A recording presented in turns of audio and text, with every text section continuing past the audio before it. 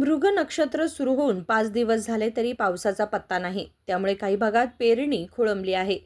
काही भागात पेरणीनंतर पावसाची वाट पाहिली जाते.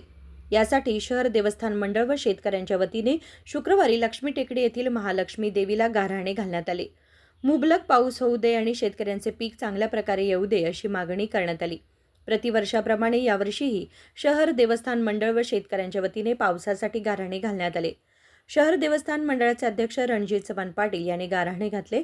त्यानंतर विधीप्रमाणे देवीची पूजा करण्यात आली. त्याप्रमाणे दरवर्षीच्या परंपरेप्रमाणे यावर्षी बेळगाव शहराच्या पंच कमिटी देवस्थान कमिटीच्या वतीनं पावसासाठी गाऱ्हाणे मागण्यासाठी शेतकरी बांधवांच्या समवेत आनंदित आलेले आहेत. यावर्षी देवीला गाऱ्हाणे काढलेले आहेत. पाऊस पाणी व्यवस्थित होऊ देत, पाऊस चांगला झाला, पीक पाणी उधळून येऊ देत आणि रोगराई गावाच्या बाहेर जाऊ देत अशी देवीला विनंती केलेली आहे. ही आत्ता परंपरा जी चालत आली आहे ते प्रमाणे आम्ही चालू केलेलं आहे. त्याप्रमाणे सगळ्या शेतकऱ्यांनी केलेली मागणी देवानं मान्य करावी हीच विनंती.